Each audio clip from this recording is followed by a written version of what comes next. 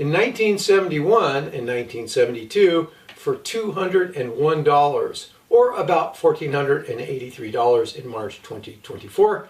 You could have purchased a brand new Sansui 7000 AM/FM stereo receiver.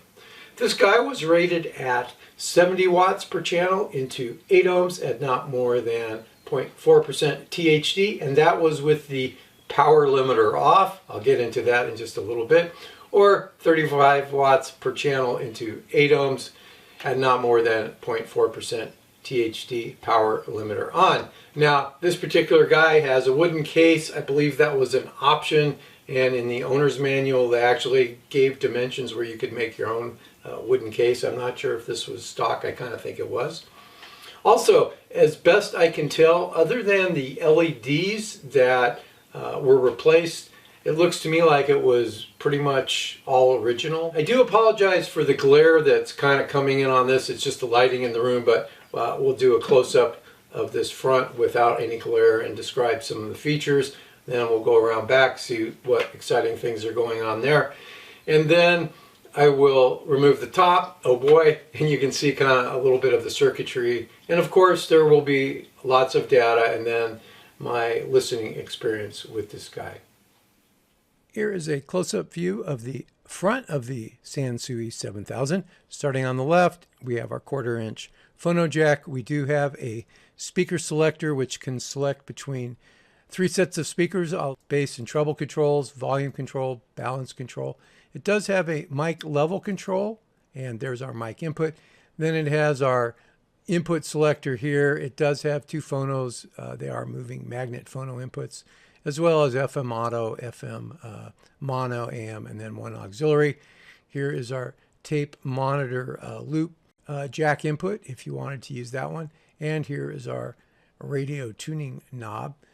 We do have our signal strength and tuning indicators for the tuner. Our power buttons here. We have low filter, high filter, a muting switch, as well as a loudness switch.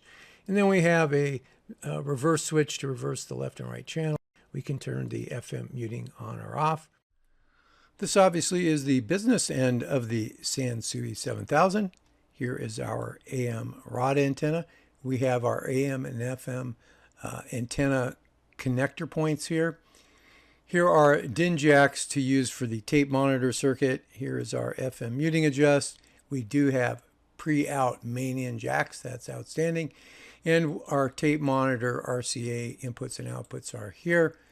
Auxiliary inputs are here. And then we have our 2 moving magnet phono inputs over here. Here's our phono grounding lug here. We have our speaker outputs for the 3 sets of speakers here. We have a main fuse here, and then we have unswitched and switched AC outlets, and we have speaker fuses here. Now, this power limiter switch right here, I will talk about in just a little bit, and it's set for the maximum power. It says 260 watts, and we'll see what's going on with that shortly.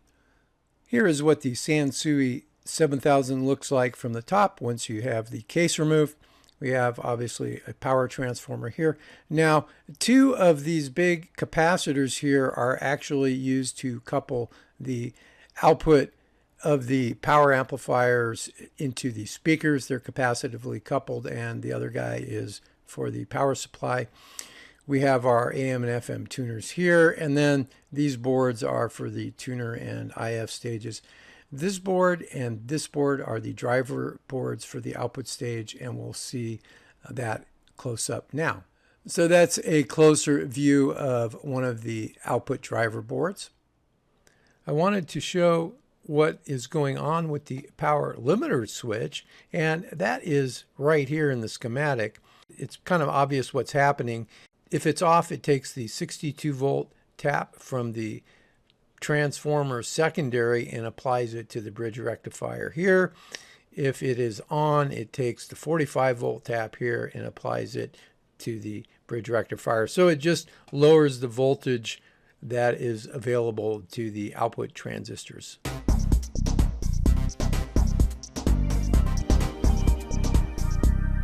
Here's our standard SNR THD plot at 1 kilohertz with the Sansui 7000 putting out about 5 watts into 8 ohms. The volume control was set to give about 29 dB of gain. THDs are better than 0.2%, and the spec is better than 0.4% at the rated output. Also, I have the power limiter off. Our SNRs are better than 71 dB.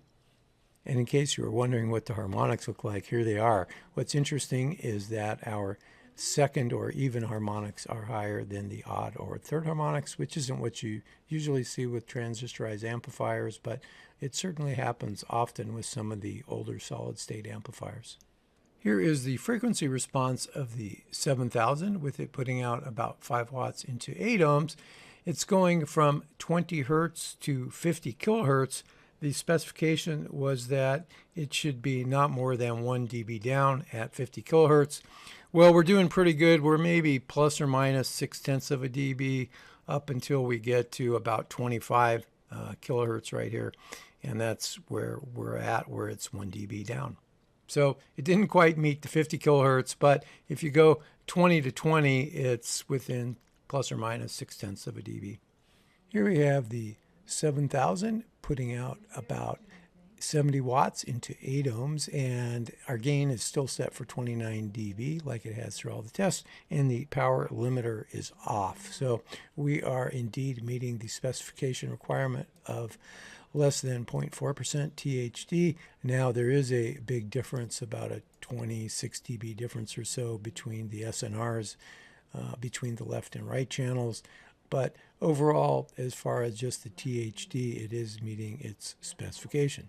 Here's our standard THD SNR plot at 1 kilohertz, of course, with the Sansui 7000 putting out 5 watts into 4 ohms. You can see distortion is better than, we'll call it 0.3%, I guess, worst case. SNR is between 68 to 73 dB, and the volume control is still been set to give 29 dB of gain. Now if you compare it to the 8 ohm case, the THDs and SNRs are a little bit better, but nothing to write home about. Here we have the Sansui 7000's frequency response with it looking into 4 ohm loads this time.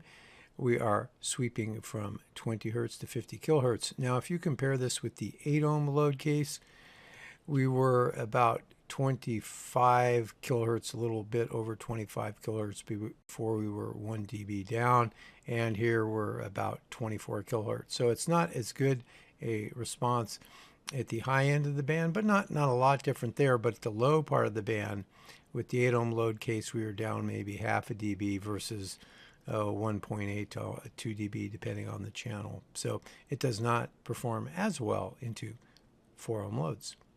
Here's our THD SNR plot at 1 kilohertz with the Sansui 7000 pushing 4 ohm loads.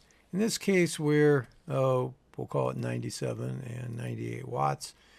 The specification is the THD should be less than 0.4%, so we're about there. It's looking kind of ugly here. You can also see the SNR of the left channel is worse than the right channel by about 20 dB. Just for grins, I'll go ahead and turn off the left channel, and you can kind of compare that to the right channel. So overall, it's coming close to meeting its requirement into 4 ohm loads. This plot shows the Sansui 7000's output impedance, and if you kind of use the value of 0.2 ohms around 1 kilohertz, it's kind of in between the left and the right output impedances, that would give a damping factor of about 40. The specification was that the damping factor should be at least 30, so it is meeting that requirement.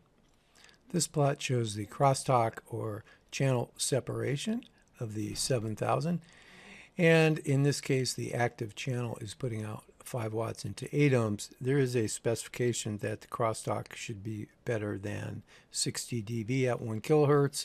We're anywhere from about 45 to 50 dB at 1 kilohertz for the crosstalk, so it's a bit off on that. This plot shows the THD versus frequency for a couple of different output power levels, and that's into 8 ohms.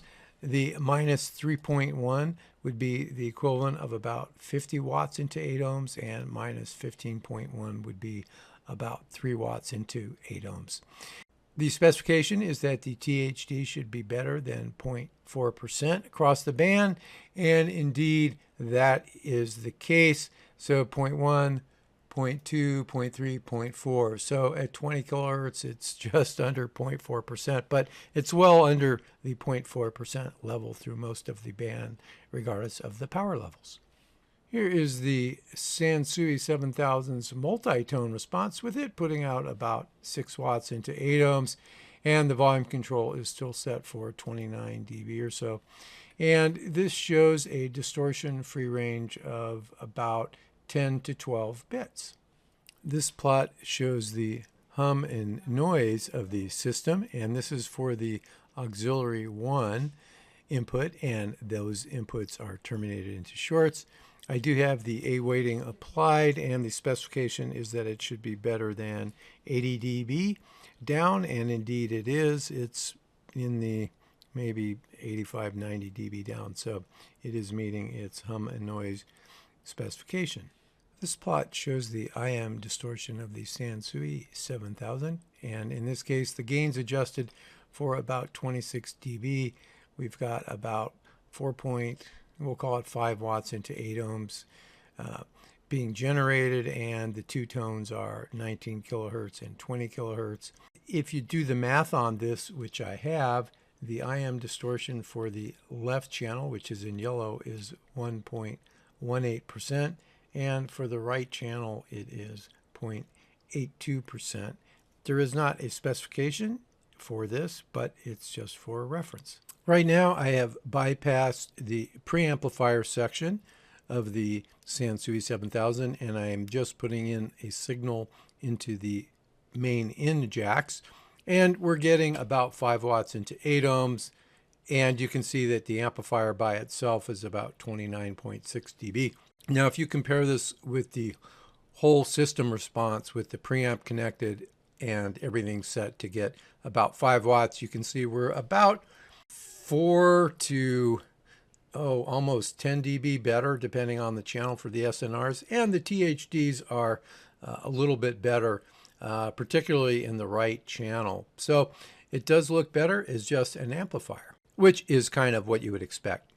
Right now we're looking at the frequency response from 20 hertz to 20 kilohertz of just the amplifier section. So the signal is going into the main in jacks, and we are putting out about 5 watts into 8 ohms. And we are looking really good here at the high end of the band. I mean, we're at about 0.4 of a dB down, so that is meeting the specification requirement. However, at 20 hertz, we're down about, we'll say 1.8 dB. The spec was 1 dB, so we're off a little bit. However, we get to spec at about 30 hertz right here, and you can see that the channels are very well balanced. Right now, I've separated the pre-out main-in jacks, and we're looking at a signal going into the auxiliary input, and it's coming out of the pre-out jacks. And the signal is about 1.6 volts RMS. And the reason for that is there is a specification that the THD should be better than 0.1%, which it is. I've also adjusted the volume and balance controls to give me about the same level of gain for each channel. So it's pretty close to 0 dB. And you can see our SNRs are around 87 dB. So as a preamplifier, it looks pretty good. Now, if I went all the way up to the normal 2 volts, it would start distorting here. So I won't do that. And it looks pretty good right now. I've got the main in and pre-out jack separated right now. So we're just looking at a signal at the preamplifier output. The input signal is about 1.6 volts or 4 dBV, and that's going to the auxiliary input. And what we're seeing is the frequency response from 20 hertz to 50 kilohertz. The specification is plus or minus 1 dB, and we're doing pretty good up to about, that would be 30 kilohertz right here. So we're doing pretty good up to 30 kilohertz. We would be within that specification. So overall, I would say the frequency response is plus or minus about 0.6 of a dB, and the channels are balanced to within about 0.2 of a dB. Here you can see the effect of some of the Sansui 7000 filters. For reference, with everything set flat or off, you have this blue line here. You would like it to be flat, but it's not. Now, if you put on the loudness, you get your standard bass boost here and then your treble boost.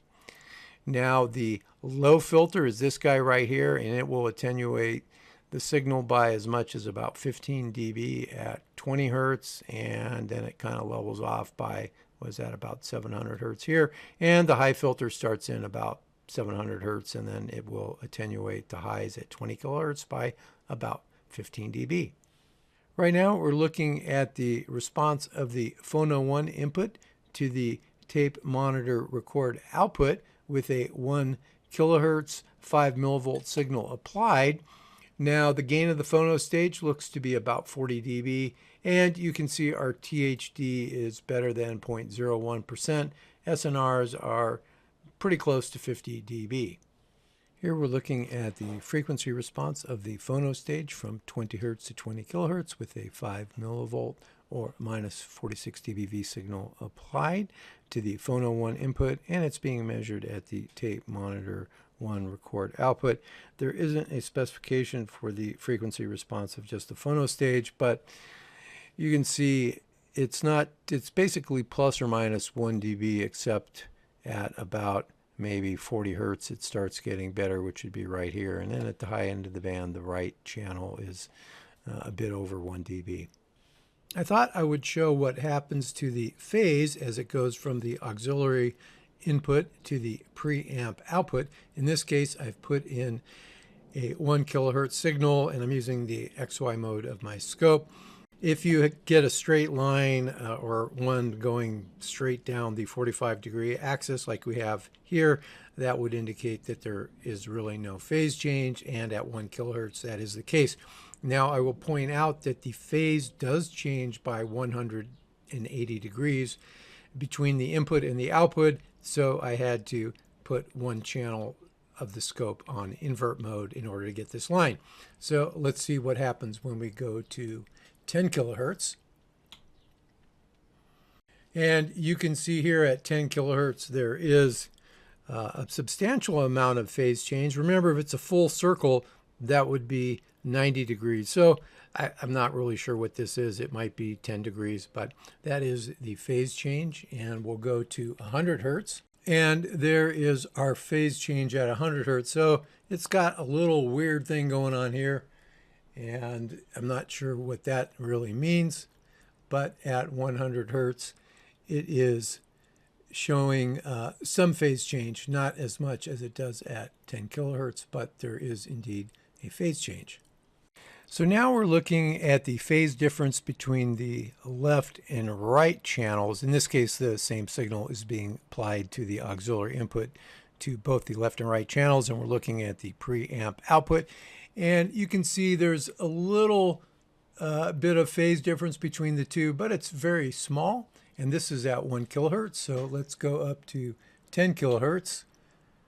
And they look pretty much the same. That's good. And we'll go to 100 hertz.